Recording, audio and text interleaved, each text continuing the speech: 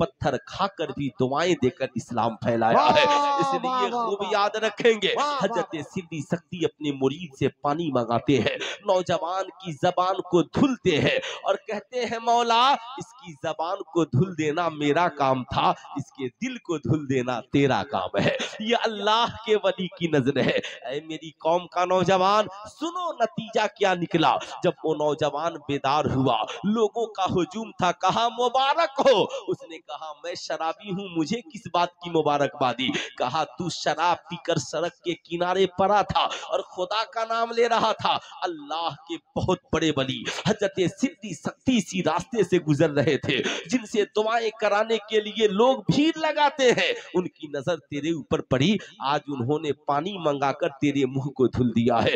नौजवान शर्मिंदा हुआ, कहा ए मौला जब तेरे वली ने मेरे मुंह को धुल दिया है तो अब आज के बाद इस मुंह पे नापाक चीजें नहीं जाएंगी, कभी मैं शराब नहीं पीऊंगा। ऐ मेरी कौम का नौजवान जब वलियों के आस्थाने पे आ तो ये इरादा करके आ, अल्लाह का वली शराब नहीं पीता, इंशाअल्लाह मैं भी नहीं पीऊंगा। अल्लाह का वली गुनाह नहीं करता, इंशाअल्लाह मैं भी नहीं करूंगा। अल्लाह के वली को जो पसंद है मैं भी करूंगा। जब उर्स की तकरीबों में आओ तो यहाँ से मिठाइयाँ, हलवा, बिरयानी और कान की बाली लेकर नहीं जाओ, जाओ तो अल्लाह के वलियों का कोई किरदार लेकर जाओ, अल्लाह के वलियों का कोई तरीका लेकर के जाओ। जाना ही है तो सैयदा खातूने जन्नत की कोई सीरत और किरदार लेकर। वाह वाह, नारे तकबीर, नारे रिसालत, औलियाए उम्मत कॉन्फ्रेंस, उलमाए अहले सुन्नत, माशाअल्लाह। इसलिए मैं कहता हूँ याद रखिएगा, आप जब वलियों की बारगाह में आए, वलियों के आस्थाने पर आए, अपनी जिंदगी में इनकलाब लेकर के जाएं, अपनी जिंदगी को बदलने की कोशिश करें। अगर हम अब भी नहीं बदलेंगे तो कब बदलेंगे। सवाल ये उठता है, आपने कभी कॉलेज में जाकर पूछा? आज जब मदरसे की बात आती है लोग कहते हैं मौलाना साहब मदरसे में कुरान भी जरूरी है, इंग्लिश भी जरूरी है, मैथ भी जरूरी है, साइंस भी जरूरी है। मैं भी कहता हूँ जरूरी है। अगर पढ़े नहीं होते तो हाफिज एजाज साहब आज हाई स्कूल के बीपीएससी से पढ़कर टीचर नहीं बनते।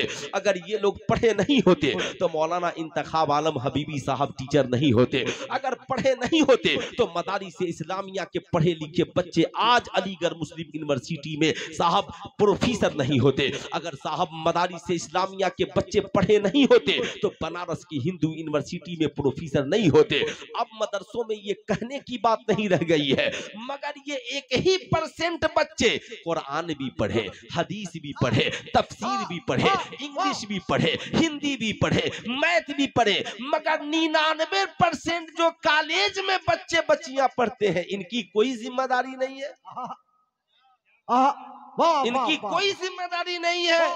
ये आकर के मजार पे गंदगी फैलाए, या आकर मजलिसों में गंदगी फैलाएं, या आकर के मार्केट में गंदगी फैलाएं, ये घर का माहौल खराब करें। साहब कोई शराब पिए, कोई माजल्ला जुआ खेले, कोई शादी ब्याह में नाचे गाए, कोई शराब पीकर मस्त रहे, इनकी जिंदगी क्या है? क्या ये इसीलिए सिर्फ पढ़ते हैं कि हम शराब पिए? कोई कुछ नहीं, हम तो कॉलेज के स्टूडेंट हैं, हमारे लिए सब। किसने कहा कि सब जायज है? क्या तू मुसलमान नहीं है? क्या तू इंसान नहीं है? तुम्हारे अंदर इंसानियत नहीं है? तुम दूसरे की बहू बेटी पे गंदी नजरें क्यों डालेगा? तू दूसरे के माँ बाप की इज्जत का ख्याल क्यों नहीं करेगा? क्या तूने कभी इसका तस्वुर किया है? आइए जाकर कभी कॉलेज में पूछिए, प्रिंसिपल साहब मेरी बेटी आवारा नहीं थी, कॉलेज में आने के बाद आवारा कैसे हो गई? मेरी बेटी तो बड़ी बाहया थी, वो किसी से बात करने में शर्माती थी, वो दूसरे के साथ भाग कैसे सकती है? ये सारी बुराइयां आज है, मगर कितने लोग कहते हैं कॉलेज में ताला लगा दो। कितने लोग कहते हैं कि स्कूल में ताला लगा दो। है हिम्मत कह करके देखिए, कॉलेज का प्रिंसिपल कहेगा हम किताब पढ़ाने आते हैं, आपकी बेटी को किरदार पढ़ाने नहीं आते हैं, हम किताब पढ़ाने आते हैं। यही वजह है हमारी बेटियां कॉलेज से पढ़कर निकलती हैं, नकाब भी पहनी है, खड़े खड़े गुलगप्पा खा रही है, उन्हें पता ही नहीं है खाने का तरीका क्या है। एक छोटी सी मिसाल मैं आपको बताता हूँ। बताइए साहब, मर्द का इंसान के लिए खाने का तरीका ये है बैठकर खाए, दस्तरखान लगाकर खाए, और जानवर का तरीका ये है कि जानवर खड़े खड़े खाए। पूरी दुनिया में जानवर खड़े खड़े खाते हैं। अब साहब ये कॉलेज से पढ़े लिखे लोग बाहर निकले, अब खड़े होकर कोई पानी पी रहा है, खड़े होकर गुलगप्पा खा रहा है, खड़े होकर के मलाई खा रहा है, एक हाथ में सिगरेट पी रहा है और एक हाथ में पेप्सी कोको कोला पी रहा है। ऐसा लग रहा है कि माँ बाप से किरदार सीख कर नहीं, घर से बेहयाई और बुराई सीख करके आया है। आप क्या माहौल देना चाहते हैं? मैं साहब लानत है उस तालीम पर जो इंसान को इंसान नहीं जानवर बनाने के लिए तैयार हो। इसलिए याद रखिएगा, आप अपने बच्चों को पढ़ाइए। डॉक्टर बनाना भी जरूरी है, इंजीनियर बनाना भी जरूरी है, प्रोफेसर बनाना भी जरूरी है, वकील बनाना भी जरूरी है, मगर कॉलेज स्कूल में भेजने से पहले हर बेटा बेटी को कम से कम 3 साल नर्सरी LKG UKG इन्हीं मदरसों में पढ़ाइए। वाह वाह वाह, इन्हीं मदरसों में पढ़ाइए। अगर आपने नहीं जोड़ा अपनी बेटियों को मदरसों से, अगर आपने नहीं जोड़ा अपने बेटों को मदरसे से, कल शराब की बोतलें इनके हाथ में होगी, कोई पूछने वाला नहीं होगा। कल साहब करोड़ों बेटियों की इज्जतें लूट जाएंगी, कोई पूछने वाला नहीं होगा। कल किस बाप की इज्जत का जनाजा किसके कांधे पे उठ जाएगा, कोई पूछने वाला नहीं होगा।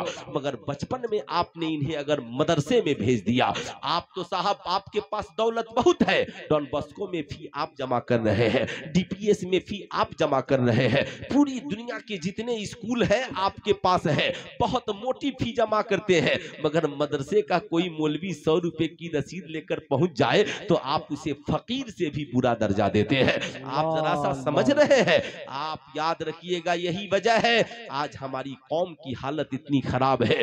बूढ़ा बाप डॉक्टर बेटे के लिए ताबीज लिखवाने के लिए घूम रहा है, बूढ़ी माँ प्रोफेसर बेटे के नाम से ताबीज के लिए घूम रही है। मेरा बेटा डॉक्टर है मगर मेरा ख्याल नहीं करता, इसलिए कि मैं जानता हूं नर्सरी से लेकर PhD तक कहीं पढ़ाया ही नहीं जाता कि माँ के कदमों के नीचे जन्नत है, बाप जन्नत का दरवाजा है। अगर इजाजत हो तो एक छोटी सी मिसाल दे दूं, इजाजत है? बिल्कुल। सिर्फ नौजवान हाथ उठा करके बोल दे इजाजत है। हुजूर इजाजत है। छोटी सी मिसाल, बुरा मत मानिएगा, जितने यहाँ पर मर्द औरत बच्चे बैठे हैं सब लोग ये समझते हैं कि मैं जो कमाता हूं उस पे सिर्फ मेरी बीवी का हक है ना। छोटी सी बात, सब यही समझते हैं। और हमारे समाज की औरतें भी यही समझती हैं कि मेरा शौहर जो कमाता है उस पे मेरा ही हक है, इसमें मेरी सास का कोई हक नहीं, इसमें मेरे ससुर का कोई हक नहीं। और लड़का भी यही समझता है कि मेरे माँ बाप को हम दे दिए तो ठीक है, नहीं दिए तो कोई बात नहीं है, मेरी बीवी का जेब भरता रहे, मेरे बच्चों की जिंदगी कटती रहे। मगर आइए मुस्तफा जाने रहमत की बारगाह में, आइए आमेना के लाल की बारगाह में, आइए मोहम्मदुर रसूलुल्लाह सल्लल्लाहु अलैहि वसल्लम की बारगाह में। एक नौजवान आका करीम की बारगाह में पहुंचा है, अर्ज करता है या रसूल अल्लाह मेरे माँ बाप आप पे कुर्बान, फिदा का अबी उम्मी या रसूल अल्लाह, या रसूल अल्लाह मेरे माँ बाप आप पे कुर्बान। आका जी ये बताया जाए मर्द पर पहला हक किसका? वाह वाह, क्या कहा? मर्द पर पहला हक किसका? सिर्फ इसलिए मेरी इस गुफ्तगू के बाद सिर्फ मर्द बोलेंगे, है ना। मर्द पर पहला हक किसका? अल्लाह के नबी ने फरमाया तुम्हारी माँ का। किसका? हाथ उठाकर पूरा मजमा बोल दे, किसका? माँ का। जोर से बोले, तुम्हारी माँ का। और माँ का नाम जोर से ले आना चाहिए। किसका? तुम्हारी माँ का। ठहर गए, फिर पूछा आका फिर किसका? कहा तुम्हारी माँ का। माँ का। फिर ठहर गए, फिर पूछा तीसरी बार या रसूल अल्लाह फिर किसका? आका ने कहा तुम्हारी माँ का। फिर ठहर गए, पूछा आका जी फिर किसका? कहा तुम्हारे बाप का। क्या कहा? तुम्हारे बाप का। फिर दूसरी जगहों पर जिक्र है बीवी का भी, बच्चों का भी, रिश्तेदारों का भी, मगर सबसे पहले माँ का, फिर बाप का। आप जरा इनसे पूछिए, क्या कभी आपने अपने बच्चों को आका की इस हदीस को सुनाया? आका की सीरत की ये बातें आपने बताई। अब आला हजरत सरकार से पूछा गया, मरकज़े इश्क़ो मोहब्बत में पूछा गया, हुजूर बताया जाए मर्द कमाए तो क्या करे? क्या आला हजरत का जवाब, सुभान अल्लाह। आला हजरत ने इस हदीस का तर्जमा लिख दिया, मर्द 100 रुपए कमाए तो 75 माँ को दे दे और 25 बाप को दे दे, इसलिए कि 3 बार माँ का जिक्र नबी ने किया है और 1 बार बाप का जिक्र नबी ने किया है।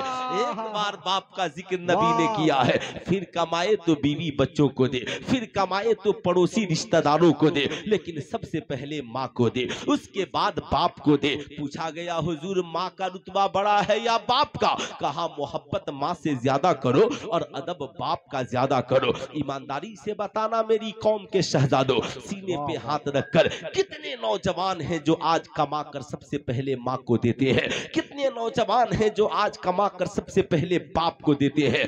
बुरा मत मानिएगा, बूढ़ा बाप अस्पताल में भर्ती है, इलाज के लिए 10 लाख रुपए की जरूरत है। अब साहब बड़े अमीर कबीर बेटे हैं, अकेले बाप ने डॉक्टर इंजीनियर प्रोफेसर बनाया, मगर बेटा करोड़पति है। फोन लगाता है सारे भाइयों को, सुनो अब्बा का ऑपरेशन है, 10 लाख खर्च है, सब 2.5 लाख लेकर कल पहुंच जाना। जो नहीं पहुंचेगा उसे जमीन नहीं मिलेगी, जो नहीं पहुंचेगा उसे जायदाद नहीं मिलेगी। गांव का मुखिया भी वही है ना? वो भी कहता है ठीक तो कह रहा है, सबका बाप है सब दो। मैं कहूंगा आह तूने बाप की मोहब्बत को भी बांट दिया, आह तूने बाप की खिदमत को भी बांट दिया। अल्लाह के नबी ने क्या फरमाया? गुब्बार आलूद हो उसकी नाक जो माँ बाप को बुढ़ापे में पाए और उनकी खिदमत करके जन्नत हासिल न करे। अब साहब इस्लाम ने कहा माँ बाप तेरी जन्नत में जाने का जरिया है, उन्हें खुश करो, खिदमत करके राजी करो, खुदा तुझे जन्नत देगा। लेकिन आह मेरी कौम का नौजवान, तू कहता है सब भाई देंगे तब जाकर बाप का इलाज होगा।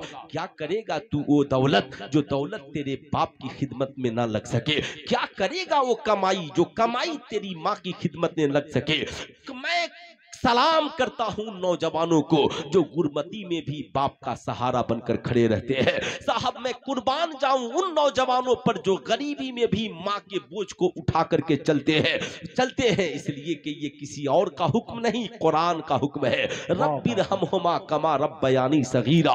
दुआ मांगना तो कहना मौला मेरे माँ बाप पे ऐसे रहम फरमा जैसे बचपन में उन्होंने मेरे ऊपर रहम फरमाया। ऐ मेरी कौम का नौजवान, तेरा बाप बिस्तर पे पड़ा है और तू कहता है सारे भाई देंगे तो इलाज होगा। क्या तेरे बाप ने तुझे डॉक्टर बनाया?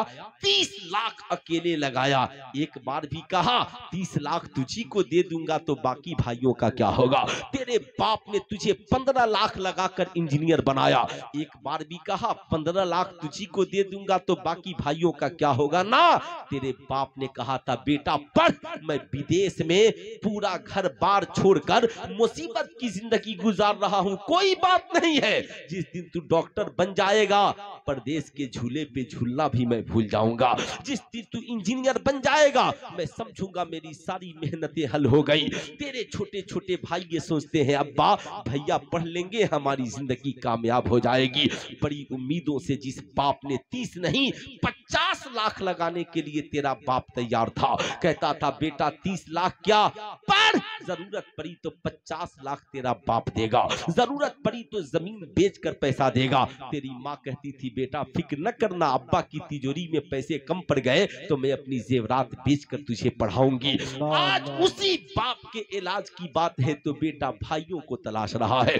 आज के इस जलसे से पैगाम लेकर जाओ, ना ना ना, आज के बाद जब तेरा बाप बीमार पड़े और अस्पताल में हो तो दौड़ के जाना, कहना डॉक्टर किसी भाई का इंतजार मत करो, किसी बहन का इंतजार मत करो, मैं इस बाप का बेटा पहुंच चुका हूं, जितना पैसा लगे दूंगा, इलाज करो।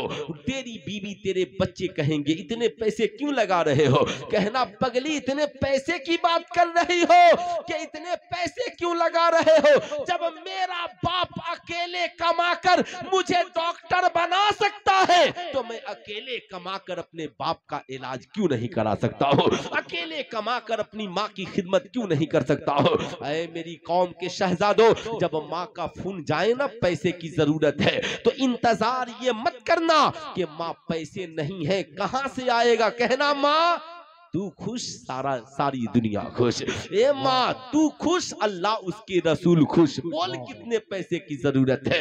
ऐ मेरी कौम के नौजवान, दिल्ली कमाना, मुंबई कमाना, सऊदी कमाना, कहीं कमाना, और कौम की बेटियों से भी कहूंगा, अपने शौहरों से कहना, जब कमाओ तनख्वाह उठाओ, पहला फोन अपनी माँ को करना। माँ बोल तुझे कितने पैसे की जरूरत है, बोल तुझे क्या चाहिए।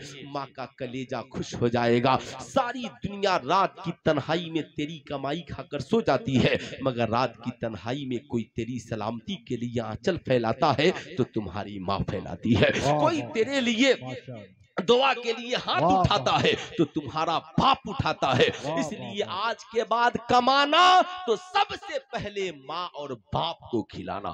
कितने नौजवान हैं जो आज के बाद कमाएंगे तो सबसे पहले माँ बाप की खिदमत करेंगे? जरा हाथ उठाइए तो कितने नौजवान हैं? सारे नौजवान? सुभान अल्लाह, हाथ नीचे कीजिए। बस 2-3 मिनट की मेरी और गुफ्तगू बच गई है, फिर फकीर कभी हाजिर आया गुफ्तगू होगी। ये मदरसे का उसूल है, ये स्कूल का उसूल है। अब जो मैं बता रहा था कि साहब डॉक्टर, इंजीनियर, प्रोफेसर, कॉलेज सब चले, मगर सबसे पहले हमारे बेटे बेटियों की जिंदगी में सीरत मुस्तफा चले। सीरत मुस्तफा चले। अब अपने बच्चे बच्चियों को नर्सरी, LKG, UKG इन्हीं मदरसों में पढ़ाइए। इस्लामिक मॉडल प्ले स्कूल अपने गांव में चलाइए। उलमा के साथ, हमारे बेहतरीन आलिम के साथ एक बेहतरीन मास्टर रखिए। 1 से 100 यहीं, क से गया यहीं, अलिफ से या यहीं, हम सब यहीं पढ़ाएंगे। 3 साल हर बेटा बेटी को लाएंगे। हमारी जमात का आलिम हफ्ते में 1 दिन हमारे छोटे छोटे बच्चों को इस्लाम जबानी सिखलाएगा। शराब के बोतल की तस्वीर बनाएगा, ब्लैक बोर्ड पर कहेगा बच्चों ये शराब की बोतल है, और इस्लाम में शराब पीना भी हराम, शराब पिलाना भी हराम। अब ये बच्चे जब बड़े होंगे, कॉलेज का कोई आवारा लड़का कहेगा चल अमाजल्ला शराब की पार्टी करते हैं, कहेगा ना, बचपन में मैंने मदरसा इस्लामिया मीरापुर में पढ़ा था, इस्लाम में शराब पीना भी हराम है, शराब पिलाना भी हराम है। इसलिए न मैं शराब पी सकता हूं, न शराब पिला सकता हूं। साहब जो माँ मदरसा पहुंचाने के लिए आती है, हमारा आलिम बताएगा, जो माँ तुझे लेकर आती है ना, मालूम है इस माँ के कदम के नीचे तेरी जन्नत है। जो तेरा बाप परदेश में कमा कर तेरे लिए खर्च करता है, वो तेरी जन्नत का दरवाजा है। इन्हें खुश रखना, इंशाअल्लाह अल्लाह भी खुश, रसूलुल्लाह भी खुश। साहब आखिरी बात मेरी ये है, ऐ मेरी कौम के शहजादों, मदारिस इस्लामिया को कमजोर न करे, कॉलेज से ज्यादा इसे मजबूत करे, स्कूल से ज्यादा आपसी इख्तलाफ को घर में रखिए, और रसूलुल्लाह के घर को इसको मोहब्बत के नजरिए से चलाइए। इसको मोहब्बत, ताकि हमारी कौम के बच्चे बासलाहियत बने, बाकिरदार बने, ताकि ये 99% कॉलेज में भी जाए तो जहां डॉक्टर हो वहीं आशिके मुस्तफा हो, जहां प्रोफेसर हो वहीं आशिके मुस्तफा हो। वरना ये सोशल मीडिया, एक डिबेट में एक डॉक्टर साहब पे मीडिया वाले चढ़ गए, इतने बड़े डॉक्टर हैं और टूटी चटाई पे बैठने वाले मौलवी के पीछे चलते हैं। डॉक्टर साहब ने कहा भाई इतना गुस्सा क्यों हो रहे हो, हम डॉक्टर हैं, दुनिया के इंसानों की लिखी हुई किताबों को पढ़कर डॉक्टर बने हैं, और टूटी चटाई पे बैठने वाला आलिम अल्लाह की किताब कुरान को पढ़कर आलिम बना है। इसलिए हम अल्लाह की किताब के पीछे चल रहे हैं। इसलिए वो टूटी चटाई को मत देखो, उसके सीने में जो इल्म है उस इल्म को देखो, उस इल्म को देखो। ऐ मेरी कौम के शहजादों, मौलाना ने कुछ नहीं किया, लेकिन करोड़ों डॉक्टर, इंजीनियर, प्रोफेसर ने क्या किया है। कितने डॉक्टर ने आपके बच्चों को फ्री में डॉक्टर बनाया है, कितने प्रोफेसर ने कौम के बच्चों को फ्री में प्रोफेसर बनाया है। साहब हाल तो यह है कि एक प्राइवेट स्कूल खुल जाए तो बगैर फी के आपका बच्चा इम्तिहान में भी नहीं बैठ सकता है। लेकिन कुर्बान जाइए, जिन मौलवियों को हम गालियां देते हैं, जिन मौलानाओं को दिन रात बुरा भला कहते हैं, ये बेचारे इस कौम से भीख मांगकर, पैसे मांगकर, ज़कात फितरा वसूल कर हर साल पूरे मुल्क हिंदुस्तान में साहब हजारों नहीं लाखों बच्चों को फ्री में ये उलमा हाफिजे कुरान भी बनाते हैं, आलिम दीन भी बनाते हैं। अगर ये मदरसे नहीं होते तो मौलाना मजहरुल हक जैसा मुजाहिदे आजादी कहां से आता? अगर ये मदरसे नहीं होते तो अल्लामा फजले हक खैराबादी जैसा बावकार कहां से आता? मैं आपसे पूछना चाहता हूं, बड़ा गुरूर बड़ा इस वक्त मेरी कौम के नौजवानों को जुनून चढ़ा है क्रिकेट का। आप बताइए मुझसे ईमानदारी के साथ, इस्लाम ने पहला जुनून जो मुसलमानों को भरा, कहा तलबुल इल्मे फरीजतुन अला कुल्ले मुस्लिमिन व मुस्लिमा। इस्लाम में इस इल्म हासिल करना हर मुसलमान मर्द औरत पर पहले फर्ज है। नमाज रोजा हज ज़कात बाद में फर्ज है, मगर उतलबुल इल्मा मिनल महद इलल लहद, इल्म हासिल करो माँ की गोद से लेकर कब्र की गोद तक। तालीम याफ्ता बनना पहले फर्ज है। तालीम छोड़कर टिकटॉक और ठीक ठाक में लगे हुए हो। बताओ ईमानदारी से, अमेरिका दुनिया का सबसे सुपर पावर मुल्क है, उसकी कितनी टीमें आईपीएल में खेलती हैं? उसकी कितनी टीमें क्रिकेट खेलती हैं? दूसरा सुपर पावर मुल्क है रशिया, उसकी कितनी टीमें खेलती हैं? तीसरा चाइना, जिसका प्रोडक्ट सब अपने पेट में डाल रहे हैं, बताइए उसकी कितनी टीमें खेलती हैं? भारत में अब कोई दूसरा एपीजे अब्दुल कलाम नहीं होगा, मगर करोड़ों बच्चे विराट कोहली बनने के लिए तैयार है, करोड़ों बच्चे सचिन तेंदुलकर बनने के लिए बेचैन है, इसलिए कि एपीजे अब्दुल कलाम बनने के लिए जिगर चाहिए, एपीजे अब्दुल कलाम बनने के लिए इल्म चाहिए। मगर अमेरिका करोड़ों एपीजे अब्दुल कलाम बनाने के लिए तैयार है, रशिया लाखों एपीजे अब्दुल कलाम बनाने के लिए तैयार है, इसलिए कि वो जान रहा है जब मुकाबले की जरूरत पड़ेगी तो बैट और बल्ला काम नहीं आएगा, ये जीनियस काम आएंगे, ये इंजीनियर काम आएंगे, साहब ये मिसाइल मैन काम आएंगे। इसलिए वो जानता है इन्हें बैट बल्ला दे दो और पूरे मुल्क के लड़के लड़की बच्चे बूढ़े जवान को चाय की होटल में बैठा दो, रोक दो, कहो तुम खेल में लगे रहो। और अमेरिका अपने बच्चों को मिसाइल मैन बनाने में लगा है, साहब ऊंची उत्थान और ऊंची उड़ान में लगा है। आप सिर्फ टीवी पर ऊंची उड़ान भरिए और बैठकर दिन रात गुनाहों में मुलविस रहिए। इस्लाम इन बातों की मुखालफत करता है और कहता है इस्लाम में इस तरह का कोई खेल जायज नहीं जिसमें जुए का बाजार गर्म हो, साटा का बाजार गर्म हो, जिसमें जिस्म की नुमाइश हो, जिससे अय्याशियों को फरोग मिले, जहां दौलत की दिवालिया बोल दी जाए। इसलिए मैं आपसे कहूंगा, जना, जुआ, शराब, बेहयाई, बुराई से बचिए। इस्लाम सबसे प्यारा मजहब है, इसके दामन में आइए, मदारी से इस्लामिया को मजबूत कीजिए, ताकि हमारी दुनिया भी हसीन हो, आखिरत भी हसीन हो। जिंदगी बाकी, मुलाकात बाकी, इंशाअल्लाह फिर कभी फकीर हाजिर आया।